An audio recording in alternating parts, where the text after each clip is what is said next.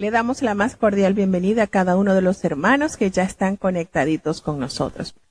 En esta oportunidad vamos a tener la lectura del libro del profeta Miqueas, el capítulo 4. Escuchemos atentamente. Miqueas capítulo 4. Y acontecerá en los postreros tiempos que el monte de la casa de Jehová será constituido por cabecera de montes, y más alto que los collados, y correrán a él pueblos. Y vendrán muchas gentes, y dirán, venid, y subamos al monte de Jehová, y a la casa del Dios de Jacob, y enseñarános en sus caminos, y andaremos por sus veredas, porque de Sión saldrá la ley, y de Jerusalén la palabra de Jehová. Y juzgará entre muchos pueblos, y corregirá fuertes gentes, hasta muy lejos, y martillarán sus espadas para asadones, y sus lanzas para hoces. No alzará espada gente contra gente, ni más se ensayarán para la guerra.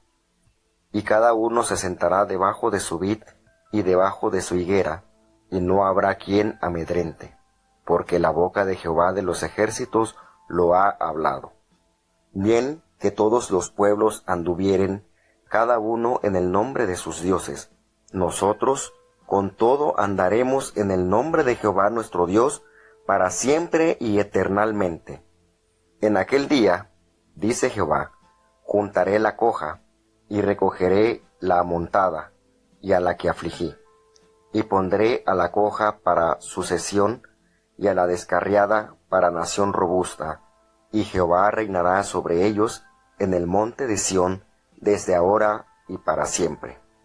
Y tú, oh torre del rebaño, la fortaleza de la hija de Sión vendrá hasta ti, y el señorío primero, el reino vendrá a la hija de Jerusalén. Ahora, ¿por qué gritas tanto? ¿No hay rey en ti? ¿Pereció tu consejero, que te ha tomado dolor como de mujer de parto? Duélete y gime, hija de Sión, como mujer de parto, porque ahora saldrás de la ciudad y morarás en el campo, y llegarás hasta Babilonia. Allí serás librada. Allí te redimirá Jehová de la mano de tus enemigos. Ahora empero se han juntado muchas gentes contra ti, y dicen, sea profanada, y vean vuestros ojos su deseo sobre Sión. Mas ellos no conocieron los pensamientos de Jehová, ni entendieron su consejo, por lo cual los juntó como gavillas en la era. Levántate y trilla, hija de Sión, porque tu cuerno tornaré de hierro, y tus uñas de metal, y desmenuzarás muchos pueblos, y consagrarás a Jehová sus robos, y sus riquezas al Señor de toda la tierra. Bueno, comenzamos entonces a leer este hermoso capítulo que por supuesto es bastante conocido. Tenemos acá en estos primeros 5 versículos, es un pasaje conocido del Antiguo Testamento, bastante conocido, y tiene varias maneras de interpretar. Es decir, hay varios grupos de creyentes que lo interpretan de distintas maneras. Y bueno, obviamente la profecía da a conocer realidades de los últimos tiempos, pero hasta qué punto debe ser tomado literalmente no es algo que está completamente claro. Sin embargo, podemos captar su esencia y es el surgimiento de el mundo sometido a la autoridad de Dios. En cuanto al cumplimiento de la esencia de esta profecía, sabemos por el concepto del reino de Dios que nos ofrece el Nuevo Testamento, que mucho de este proceso ya está en marcha gracias a la aproximación del reino a través del ministerio de la Iglesia, puesto que la invitación a escuchar palabra de Dios es emitido por la Iglesia que fue comisionada por nuestro Señor Jesucristo a llevar esta gloriosa verdad al mundo entero. Y también pues nos damos cuenta entre el versículo 1 y 2 que habla del monte de la casa de Jehová, puede considerarse una referencia al reino espiritual, pues Miqueas dice que vendrán en los postreros tiempos, y sabemos que este término de los postreros tiempos es un término que se refiere a la época venidera del Mesías. Unos 700 años después de Miqueas, la ley, recordemos que la ley significa aquí instrucción o enseñanza, y no es un término técnico para referirse al código mosaico. Hay que aclarar eso. Cuando nos dice en el versículo 5 que andar cada uno en el monte de su Dios, esto alude a la identificación que se ha producido con esa deidad. Como los seres humanos pues dependen de sus dioses, tratan de imitarlos y no se avergüenza de asociar sus nombres a ellos o confesarse sus seguidores. Los fieles proclaman con todas sus fuerzas que el único Dios verdadero es su Dios, el Señor Jehová. Por supuesto, este versículo constituye un enérgico recordatorio de lo que está por venir del futuro, porque la gente, aún en nuestros tiempos, tiene otros dioses que no es el Dios todopoderoso, Jehová de los ejércitos, el Dios de Abraham, de Isaac y de Israel. Nos hace referencia en el versículo 8 sobre la hija de Sión, y pues no se trata de un tercer personaje como si existiese un Dios, un Sión y una misteriosa hija que descendiese de Sión. No, la propia Sión se representa como la hija de Dios. Sión era la colina que en Jerusalén constituía el lugar favorito de David y el lugar de su morada real. Al sustituir el todo por la parte más gloriosa de la ciudad, Sión llegó a representar a toda Jerusalén. Bueno, como tenemos ese himno hermoso de nuestro himnario, a Sión caminamos, ¿verdad? Entonces tenemos aquí una breve explicación sobre lo que representa esta expresión, la hija de Sión. También se hace referencia en el versículo 10 sobre Babilonia, que en el tiempo de Miqueas se hallaba aún bajo el dominio de Asiria. Estaba a unos 900 kilómetros al este de Judá, cruzando el desierto que se extiende por el moderno Irak. La profecía de Miqueas sobre la deportación de Judá a Babilonia se cumplió en el año 586 a.C. y la profecía sobre su liberación o redención mencionada aquí también en este capítulo se cumplió en las 3 etapas que consumió el retorno del remanente. El primer grupo, pues, en el año 538 a.C., y esto fue en tiempos del monarca persa Ciro. Recordemos que se mencionó bastante sobre este monarca en el libro del profeta Isaías.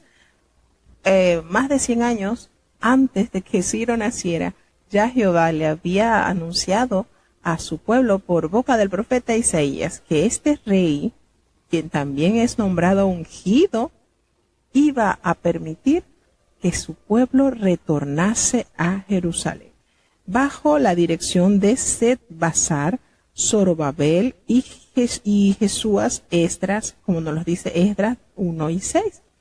Y el segundo grupo, que retornó en el año 485 a.C., bajo la dirección del escriba Esdras.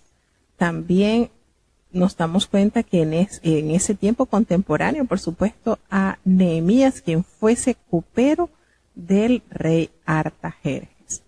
Así que nos damos cuenta cómo el Señor pronuncia sus planes por boca de los profetas, y estos a su vez lo anuncian, demostrando así la veracidad y la credibilidad que tiene la palabra de Dios en nuestras vidas. También se habla de Sión en el versículo 13, que representa en este versículo, levántate y trilla, hija de Sión.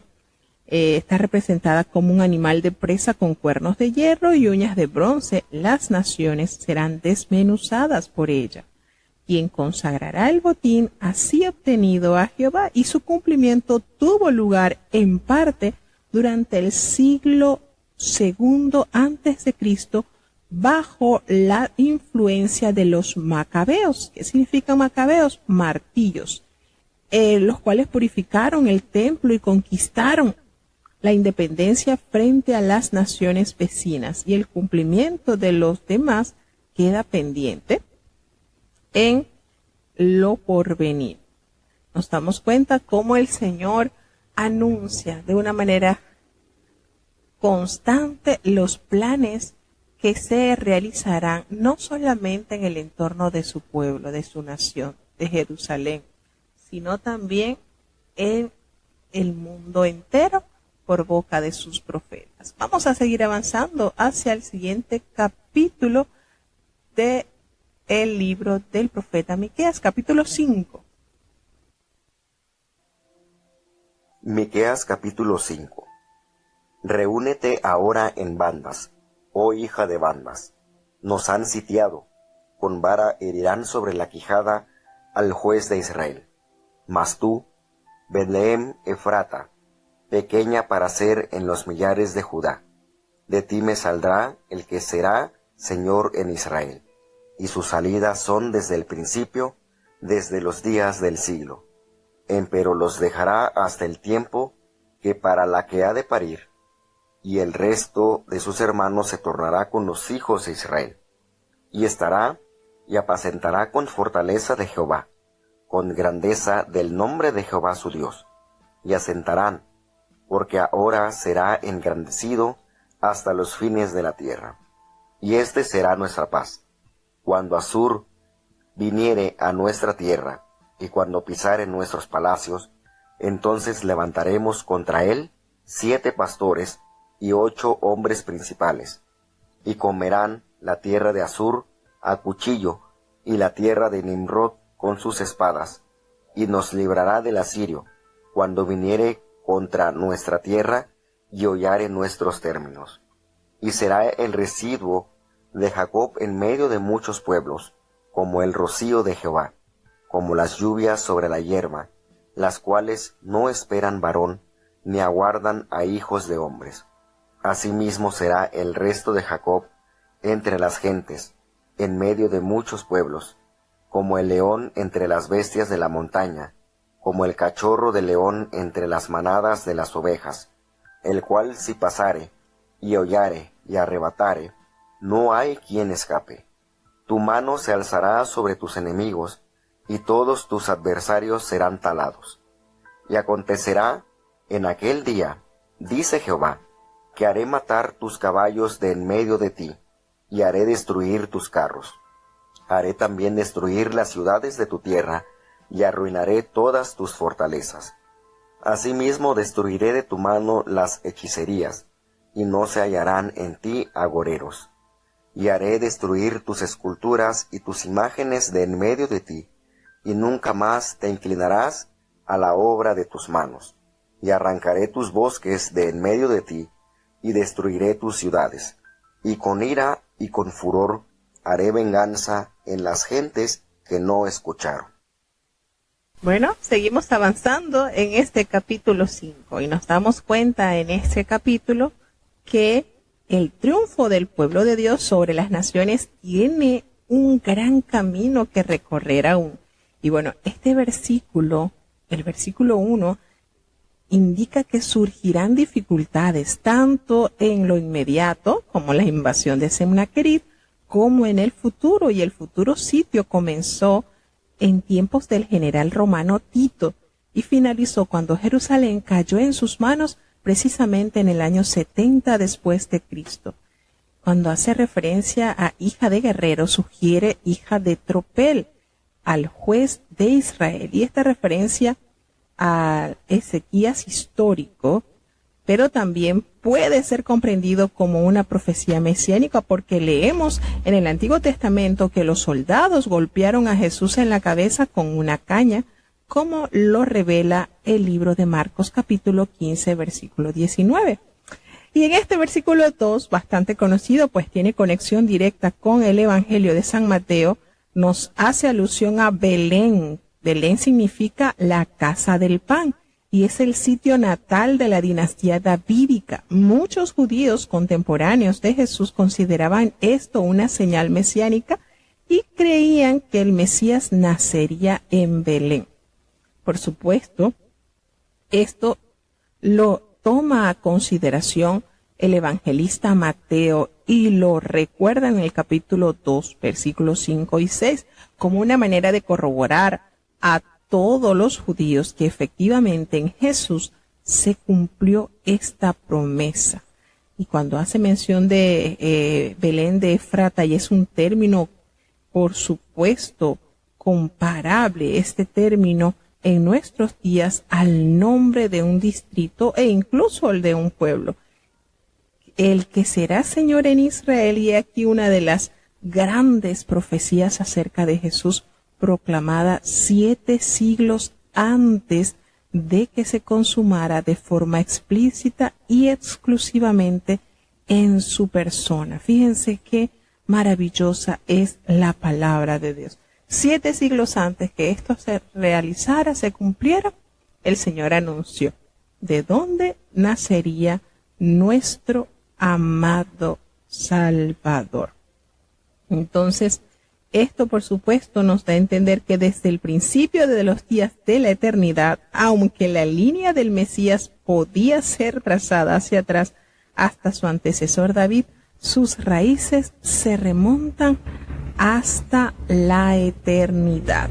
Así que nos damos cuenta cómo el Señor todo lo va tejiendo, el Señor no improvisa, y eso es lo maravilloso de estar sumamente confiados en sus manos. En el versículo 3 nos hace la referencia sobre lo que ha de dar a luz, y esta alusión al nacimiento del Mesías. El pueblo de Judá permanecería en manos enemigas hasta que naciera el Mesías. Entonces el resto de sus hermanos se volverán con los hijos de Israel. Nótese aquí cómo se combina la deidad y la humanidad en el versículo 4. Y él estará y apacentará con poder de Jehová, con grandeza del nombre de Jehová su Dios, y morarán seguros, porque ahora será engrandecido hasta los fines de la tierra. Entonces, notamos en este versículo 4 cómo se combinan su deidad, su humanidad, comparte la grandeza del nombre de Jehová, la deidad, y aún así posee plena humanidad y se dirige a su Dios. Y morarán. Esta cláusula no está completa en la frase, en él está implícita. Nos damos cuenta que en los versículos 5 y 6, estos versículos siembran en Israel una hermosa esperanza de triunfo sobre Asiria. Israel será conducido a la victoria por el propio Dios y nos librará del asirio, dice en el versículo, y por un número indefinido de otros seres, 7 pastores y 8 hombres principales.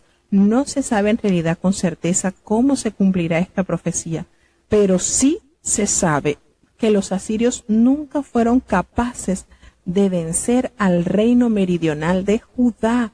La tierra de Asiria también se le llama la tierra de Nimrón, que alude al mismo lugar, como nos recuerda en el libro de Génesis capítulo 10, versículo 8 y 9.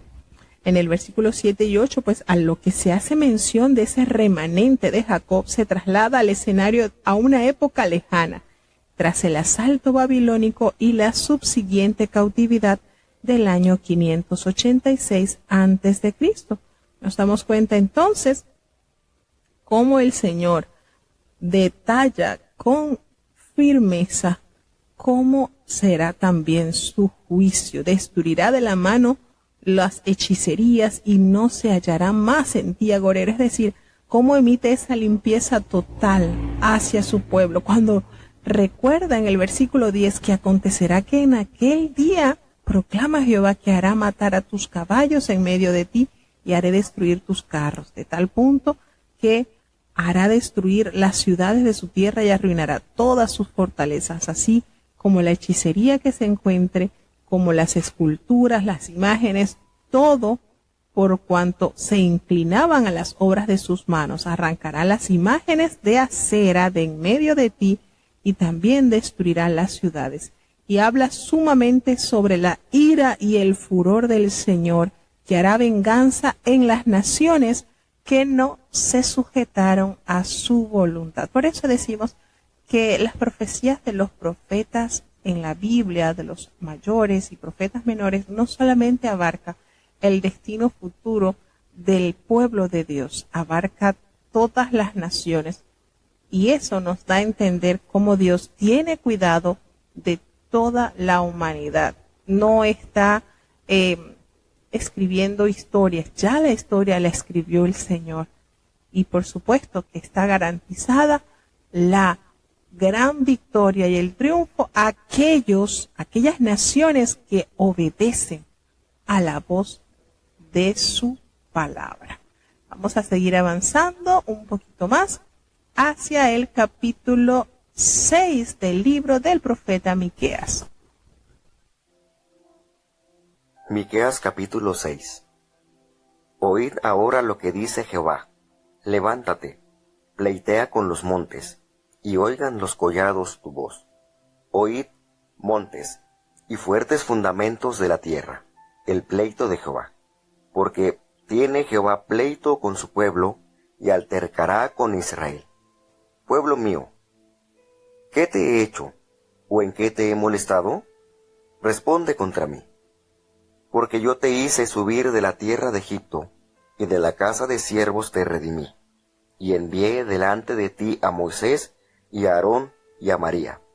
Pueblo mío, acuérdate ahora que aconsejó Balac, rey de Moab, y que le respondió Balaam, hijo de Beor, desde Sittim hasta Gilgal, para que conozcas las justicias de Jehová. ¿Con qué prevendré a Jehová, y adoraré al alto Dios? ¿Vendré ante él con holocaustos, con becerros de un año? ¿Agradaráse Jehová de millares de carneros, o de 10,000 arroyos de aceite? ¿Daré mi primogénito por mi rebelión, el fruto de mi vientre por el pecado de mi alma? Oh hombre, él te ha declarado que sea lo bueno, y que pida de ti Jehová solamente hacer juicio, y amar misericordia, y humillarte para andar con tu Dios. La voz de Jehová clama a la ciudad, y el sabio mirará a tu nombre. Oíd la vara, y a quién la establece. Hay aún en casa del impío tesoros de impiedad, y medida escasa que es desestable. ¿Seré limpio con peso falso, y con bolsa de engañosas pesas? Con lo cual sus ricos se henchieron de rapiña, y sus moradores hablaron mentira, y su lengua engañosa en su boca. Por eso yo también te enflaqueceré, hiriéndote, asolándote por tus pecados. Tú comerás, y no te hartarás, y tu abatimiento será en medio de ti. Tú cogerás, mas no salvarás, y lo que salvares lo entregaré yo a la espada. Tú sembrarás, mas no segarás, pisarás aceitunas, mas no te ungirás con el aceite, y mosto, mas no beberás el vino, porque los mandamientos de Omri se han guardado, y toda obra de la casa de Acab, y en los consejos de ellos anduvisteis, para que yo te diese en asolamiento, y tus moradores para ser silbados. Llevaréis, por tanto, el oprobio de mi pueblo. Bueno, aquí hay bellezas de enseñanzas en este capítulo y nos damos cuenta y vamos a sacar esos tesoros para guardarlos de manera muy especial en nuestro corazón. En este capítulo, la queja de Dios está, por supuesto, contra Israel. Se hace notorio. Dios presenta cargos contra su pueblo con los montes, los collados y los fuertes cimientos de la tierra como testigos. Nos damos cuenta que aquí el Señor, una vez más, manifiesta su malestar cuando le dice: pueblo mío, ¿qué te he hecho? ¿En qué te he molestado? Responde contra mí. Nos hace recordar, ¿verdad?, lo que también anunció por boca del profeta Jeremías cuando dijo: este pueblo, que tengo dos males contra él, me han dejado a mí. Y no solamente me han dejado, sino que han cavado para sí cisternas rotas. Y aquí el Señor nuevamente pronuncia ese malestar, que también lo detalla el profeta Isaías. ¿Qué te he hecho? ¿en qué te he molestado? Y le dice, lo confronta, responde, porque yo te hice subir de la tierra de Egipto, allí de donde estabas sufriendo como un vil esclavo. El Señor nos ha redimido, el Señor te redimió, y envié delante de ti a mi siervo Moisés, a Aarón y a María. Miren, aquí aparecen los hermanos desde el menor a la mayor. Fíjense cómo aquí aparece, hace el Señor memoria, saca cuenta de estos personajes que en la salida de Egipto cumplieron grandes funciones. Y el Señor lo llama a la memoria y le dice, acuérdate, ahora cuando aconsejó Balac, el rey de Molac, ¿y qué fue lo que le respondió Balán, el hijo de Beor? Desde allí, desde Sitín hasta Gilgal, para que conozcas la justicia de Dios. Y esto, por supuesto, está narrado en el libro de Números, en el capítulo 25. En el capítulo 22 hallamos esta historia, y él le recuerda, por mucha maldición que aquel rey quiso que cayese sobre Israel, el Señor lo protegió. El Señor estuvo como escudo para fortalecer su pueblo. Entonces le pregunta, ¿con qué me presentaré ante Jehová y adoraré al Dios Altísimo? ¿Me presentaré ante él con holocaustos, con becerros de un año? Fíjense cómo el Señor acá en estos versículos son la respuesta de Israel a los cargos que el Señor le imputa. En ellos que se argulla la ignorancia y se le pregunta a Jehová sobre lo que considera aceptable. Y la respuesta explícita es que nada se considera aceptable si no se hace justicia. Se debe amar la misericordia y se debe aceptar la voluntad de Dios. Es decir, si no se mantiene una correcta relación con Dios y con el prójimo. Fíjense cómo aquí se presenta esto hermoso cuando dice, ¿se agrada Jehová de millares de carneros o de 10,000 arroyos de aceite? ¿Daré mi primogénito por mi rebelión, el fruto de mis entrañas por el pecado de mi alma? Y el Señor le dice, oh hombre, Él te ha declarado lo que es bueno. ¿Y qué es lo que pide de ti el Señor? Y aquí está la respuesta sublime de Dios. Solamente hacer justicia, amar misericordia, humillarte ante tu Dios. No quiere holocaustos, sacrificios, si tu corazón está alejado del amor de Dios. Esa misericordia, esa compasión, esa piedad, esa clemencia, ese amor intenso, esa ternura que debe ser manifestado por sus hijos en todo momento. El amor hacia Dios de nuestra parte no debe estar condicionado. Bueno, si el Señor me da lo que yo le pido, yo le serviré. No. El amor hacia Dios debe estar totalmente relacionado por el solo hecho de habernos manifestado su perdón. Y eso lo hemos alcanzado a través de la reconciliación de nuestro amado Salvador. Entonces, hermanos, esto versículo, esto que el Señor responde a su pueblo, solamente te estoy pidiendo que hagas justicia, que ames, que tengas misericordia y que sepas estar humillado ante tu Dios. Qué difícil, ¿verdad?, para el hombre llegar a este nivel. Sin embargo, en algunas ocasiones la idea principal nos lleva, por supuesto, a la fidelidad. Muy a menudo en las Escrituras se utiliza esta palabra para designar la misericordia divina. Siempre debemos procurar, ¿verdad?, este caminar.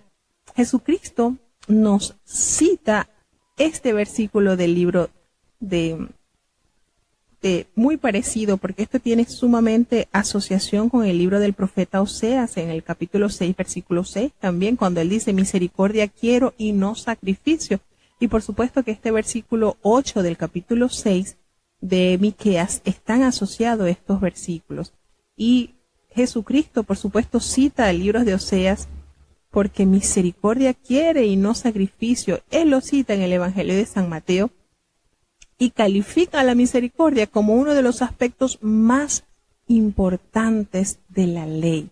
Cuando él censura a los fariseos, él les echa en cara eso, que ellos debían ser misericordiosos.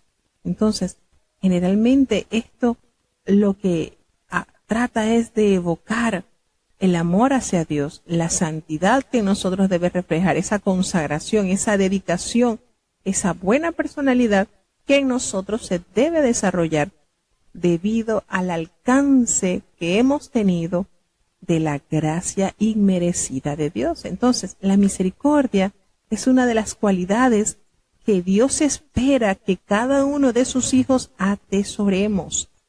Entonces, nos dice en el versículo 9, la voz de Jehová clama a la ciudad. Es sabio temer a tu nombre.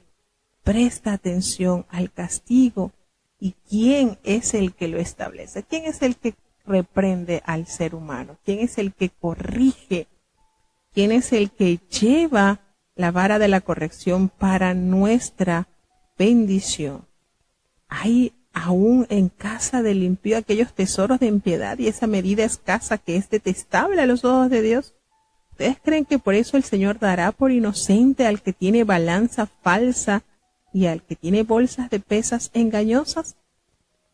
Esos se le demanda a los ricos que haya en ellos integridad. Y aquí les habla de que han colmado de rapiña y sus moradores se han llenado de mentira y sus lenguas han producido engaño en su boca. Entonces, este pasaje también muestra lo inadecuado de todo el sistema de sacrificios si el ritual no va acompañado de una fe obediente. Eso es como que si usted eleva a Dios, se presenta haciendo una cadena de ayunos, pero usted no tiene ese sentir puro hacia Dios. Solamente viene a ser un sacrificio más. Entonces, la realidad que Dios quiere esperar es una reacción moral de un pueblo vinculado a Él por su pacto. Los rabinos estudiaban la ley y hallaron en ella 613 preceptos, nada más y nada menos. Y en el Salmo 15, todos aparecen reducidos a 11 principios y en Isaías 33:15 a 6 mandamientos. Pero hallaron que aquí se les condensa en 3. Entonces, ¿qué es lo importante? Mantener honesto siempre, mantenerte siempre honesto en todo lo que hagas, amar la fidelidad con compasión y comprometerte a vivir en sujeción a tu Dios. Y fíjense la manera en cómo la palabra de Dios se va desglosando y se va llenando nuestro corazón de la necesidad de vivir conforme a su voluntad. Entonces, es sabio temer a su nombre, es de sabio temer al Señor, pero en lugar de ello, Judá está cometiendo las mismas abominaciones que su hermana Israel. ¿Cuál es el anuncio? Presta atención al castigo, dice el Señor, y teme a aquel a quien lo ha establecido. Esas medidas escasas que se hace referencia acá, se refiere a esas vasijas de tamaños reducidas que utilizaban por comerciantes fraudulentos para vender granos en la ciudad. Fíjense cómo esto no es nuevo. También hace referencia en el versículo 6, en el versículo 16 de los monarcas, el padre, el hijo, que renegados del reino del norte, como era Omri y Acán, fueron los campeones de la idolatría en el siglo anterior. Esa burla, forma común del rechazo en el mundo antiguo. Entonces, por tal motivo, y aquí hace referencia en el Omri, se ha guardado y toda esa obra de la casa de Acab, y en los consejos de ellos anduvieron para que yo pusiese en asolamiento. Fíjense cómo el Señor habla de una manera clara de la manera en que espera que su pueblo sea comportado. Cómo va corrigiendo los males que se están presentando para evitar que en ellos haya ese juicio. Sin embargo, el ser humano persiste en pecar, persiste en hacer su voluntad, y es cuando llegan entonces los desaciertos espirituales. Vamos entonces a seguir avanzando, porque la pena por los pecados de Israel es una realidad que el pueblo tuvo que enfrentar. Miqueas capítulo 7. Ay de mí, que he venido a ser como cuando han cogido los frutos del verano, como cuando han rebuscado después de la vendimia, que no queda racimo para comer. Mi alma deseó primeros frutos. Faltó el misericordioso de la tierra, y ninguno hay recto entre los hombres. Todos acechan a la sangre, cada cual arma red a su hermano. Para completar la maldad con sus manos, el príncipe demanda, y el juez juzga por recompensa, y el grande habla el antojo de su alma, y lo confirman. El mejor de ellos es como el cambrón, el más recto como zarzal. El día de tus atalayas, tu visitación, viene, ahora será su confusión. No creáis en amigo, ni confiéis en príncipe. De la que duerme a tu lado, guarda, no abras tu boca. Porque el hijo deshonra al padre, la hija se levanta contra la madre, la nuera contra su suegra, y los enemigos del hombre son los de su casa. Yo empero a Jehová esperaré al Dios de mi salud, el Dios mío me oirá. Tú, enemiga mía, no te huelgues de mí, porque aunque caí, he de levantarme. Aunque more en tinieblas, Jehová será mi luz. La ira de Jehová soportaré, porque pequé contra él. Hasta que juzgue mi causa y haga mi juicio, él me sacará a luz. Veré su justicia. Y mi enemiga verá, y la cubrirá vergüenza, la que me decía, ¿dónde está Jehová tu Dios? Mis ojos la verán. Ahora será hollada como lodo de las calles. El día en que se edificarán tus muros, aquel día será alejado el mandamiento. En ese día vendrán hasta ti desde Asiria y las ciudades fuertes, y desde las ciudades fuertes hasta el río, y de mar a mar, y de monte a monte. Y la tierra con sus moradores será asolada por el fruto de sus obras. Apacienta tu pueblo con tu cayado, el rebaño de tu heredad, que mora solo en la montaña, en medio del Carmelo. Pascan en Basán y Galad, como en el tiempo pasado. Yo les mostraré maravillas como el día que saliste de Egipto. Las gentes verán y se avergonzarán de todas sus valentías. Pondrán la mano sobre su boca, ensordecerán sus oídos. Lamerán el polvo como la culebra, como las serpientes de la tierra. Temblarán en sus encierros. Despavorecerán de Jehová nuestro Dios, y temerán de ti. ¿Qué Dios como tú, que perdonas la maldad, y olvidas el pecado del resto de su heredad? No retuvo para siempre su enojo, porque es amador de misericordia. Él tornará, Él tendrá misericordia de nosotros. Él sujetará nuestras iniquidades, y echará en los profundos de la mar todos nuestros pecados. Otorgarás a Jacob la verdad, y a Abraham la misericordia, que tú juraste a nuestros padres desde tiempos antiguos. Bueno, y como hemos visto durante todos los escritos del Antiguo Testamento, hay tanta conexión con el Nuevo Testamento, y aquí hay versículos que también los recordó nuestro amado Señor Jesús. Bueno, nos damos cuenta cómo comienza este capítulo con ese ay de mí, ese ay. Y el profeta viene buscando evidencia de lealtad y santidad, pero lamentablemente no encuentra nada. Estoy como cuando han recogido los frutos del verano, pues como cuando han rebuscado después de la vendimia y no queda nada, no queda ningún racimo para comer. Mi alma deseó esos primeros frutos. Fíjense qué manera de expresar la búsqueda constante, pero el fallido a encontrar esa lealtad, esa santidad que debe ser una de las características más sobresalientes del pueblo del Señor. Entonces, nos hace referencia que aquí en su pueblo, estamos hablando de su pueblo, faltó la misericordia de la tierra. No hubo nadie, ninguno recto entre los hombres. Todos acechan por sangre, cada cual está armando la manera de hacer fraudulento, de hacer maldad a sus hermanos, para completar la maldad con sus manos, y el príncipe también pide y el juez también reclaman recompensa, es decir, soborno, impiedad, maldad, y el grande habla el antojo de su alma y lo confirma. Es decir, hay una degradación moral, ética, espiritual en el pueblo que abarca desde las principales personas que deben velar por el orden como por los que están más abajito. Es decir, por eso el profeta hace alusión y dice, lo buscamos, pero no encontramos a nadie.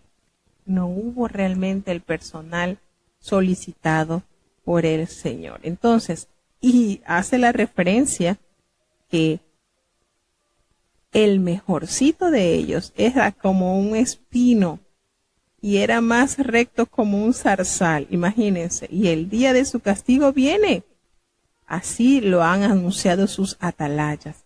¿Quiénes son sus atalayas? Por supuesto, los profetas que Jehová enviaba con el mensaje claro de la verdad. Entonces, nos damos cuenta cómo en este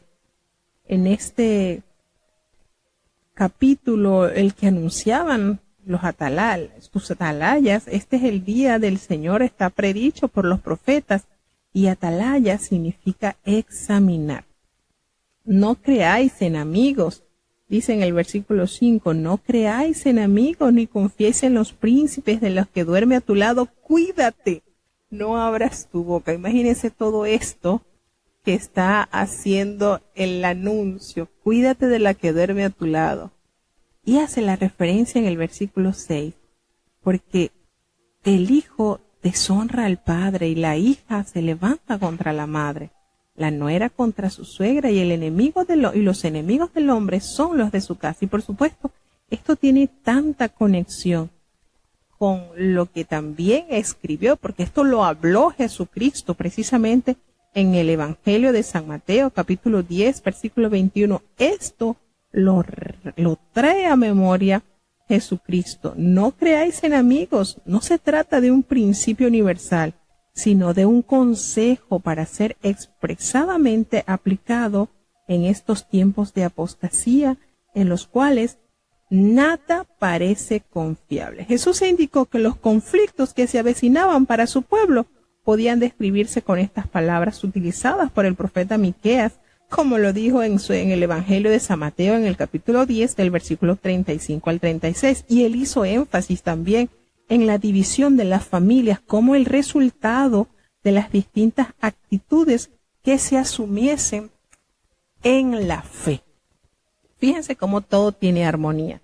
Y esta declaración es el credo de Miqueas en el versículo 7, cuando dice, este versículo 7 del capítulo 7 es la declaración del profeta para tiempos de crisis, y especifica, por supuesto, cuál debe ser la visión, cuál debe ser la actitud y la fe de un creyente. Hermoso este sentir, más yo, a pesar de esto, de saber que no puedo confiar en la que duerme a mi lado, en saber que el hijo se levantará contra el padre, la nuera contra la suegra, y todas estas angustias y todas estas contrariedades, se abre paréntesis a una verdadera relación con Dios. Mas yo a Jehová miraré, No miraré los errores, las traiciones, las equivocaciones, la maldad que abunda en el corazón del hombre. Porque si miramos al hombre, pereceremos. Si nosotros tornamos a mirar al hombre, vamos a claudicar en el pueblo. Pero si quieres mantenerte firme con la esperanza de la vida eterna, tenemos que abrazar esta proclama escrita en el versículo 7 del capítulo 7 del profeta Miqueas. Mas yo a Jehová miraré y esperaré al Dios de mi salvación, al Dios de mi salud, porque Él me oirá. Qué hermoso, ¿verdad? Aun cuando tengas una familia disfuncional, aun cuando en tu entorno esté en total conflicto, eso no turbará mi fe en Dios, porque lo estoy mirando a Él, como dijo el apóstol Pablo, poniendo los ojos en el autor y consumador de nuestra fe. Qué hermoso es tener esa certeza de que a nosotros no nos ha escogido el hombre, nos ha escogido Dios para una herencia incorruptible. Y volvemos y recordamos, no debemos tener una fidelidad condicionada. Si el Señor me da esto, yo le sigo. No. Tener esa firmeza como la mantuvo Job. Aunque me maten, en Él esperaré. Aunque me maten, yo seguiré esperando en Él. Esa firmeza que tuvo el apóstol Pablo. ¿Quién me va a separar del amor de Dios? Hambre, tribulación, pestilencia, desnudez. Nada de ni lo presente ni lo porvenir, nada. ¿Por qué? Porque tenía muy claro esta consigna que nos regala el profeta Miqueas. Mas yo a Jehová miraré. Qué hermoso, hermanos, aguardar en Dios, confiar en Dios, ser paciente, anticiparse siempre a su voluntad. Por supuesto, esto es la maravillosa gracia que Dios nos da en esperar. Recordemos con cuánta capacidad los grandes siervos de Dios esperaron en su voluntad. Entonces, ¿qué nos toca a nosotros?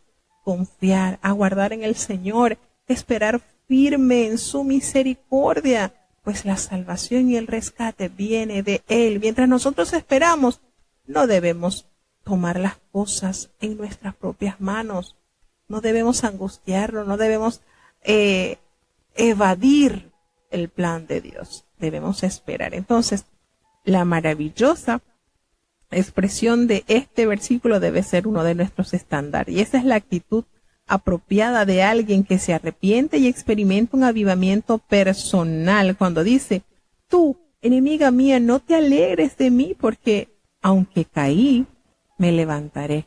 Y aunque more en tinieblas, Jehová será mi luz. Está hermoso, ¿verdad? Estos versículos 8 y 9. Esa debe ser la actitud apropiada de alguien que cayó, que se resbaló, pero que está experimentando una oportunidad de restauración. Y quien habla aquí es Sion, es el pueblo de Dios, y expresa su confianza en Dios y su comprensión de que el sufrimiento se debe a su pecado. Y eso es lo más hermoso. Miren, qué lindo es encontrarse una persona que aunque está en pecado, no le echa la culpa a una tercera persona, o a los dirigentes, o a X o Y, no. Es esa el resultado por haber dudado, por haber flaqueado. La ira de Jehová soportaré, porque pequé contra él hasta que juzgue mi causa y haga mi justicia. Él me sacará a la luz y yo veré su justicia. Qué hermoso, ¿verdad? Estos versículos están de una hermosura. Y en el versículo 11, pues en este contexto el día puede que se refiera al tiempo de la victoria y la reconstrucción de Jerusalén tras un largo periodo de desolación. Cuando nos dice en el versículo 12, en este día vendrán hasta ti desde Asiria y las ciudades fortificadas, y desde las ciudades fortificadas hasta el río, y de mar a mar, y de monte a monte. Sugiere toda la región, todo desde el Mediterráneo hasta el Golfo Pérsico, desde el monte Sinaí hasta el monte Hermón. Y nos damos cuenta en el versículo 15 y 17 que esta profecía de los milagros extraordinarios que ocurrirán, como cuando el éxodo del pueblo de Israel se entiende mejor el propio poder.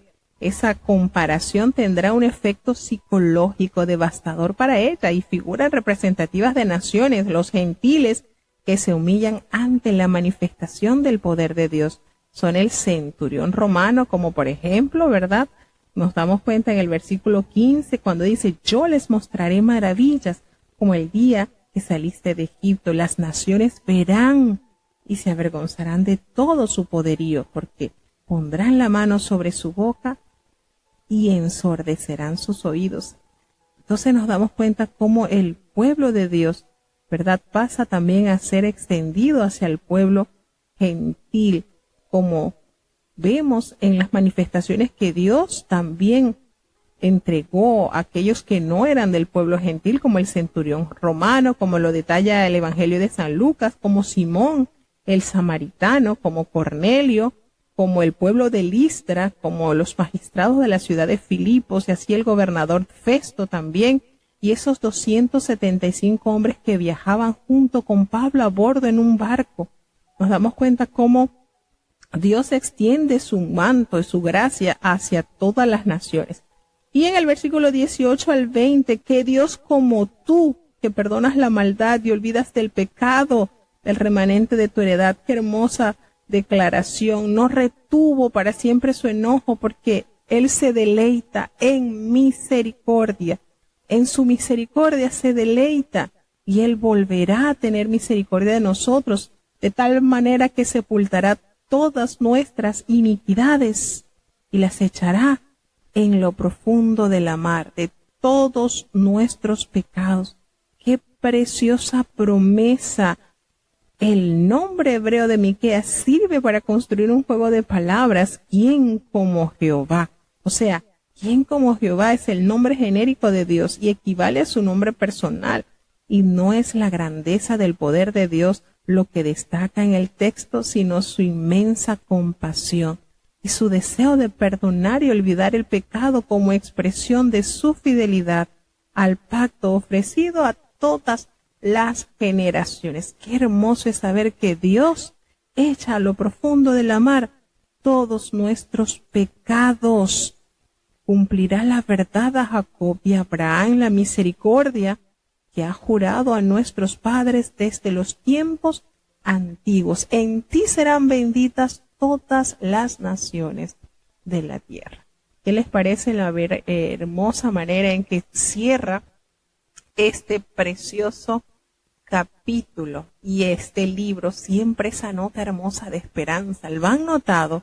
¿Han notado que en cada uno de los libros proféticos, aunque el Señor emite un juicio fuerte y lo realiza, ese castigo que gana el pueblo por haber sido infiel a su Dios, pero hay esa nota de esperanza, ese sentir de que vendrán tiempos muy lindos y que el Señor hará una obra especial, maravillosa, porque así lo ha prometido nuestro amado Dios. Así que bueno, de esta manera llegamos a la conclusión del libro del profeta Miqueas. Cuántas conexiones, ¿verdad?, tenemos del profeta Miqueas que Jesucristo recordó también, las usó como evidencia de que el mismo espíritu de profecía es el que se hace palpable en todos los tiempos. Y el Señor Jesucristo tomó varios textos del profeta, de este libro del profeta Miqueas.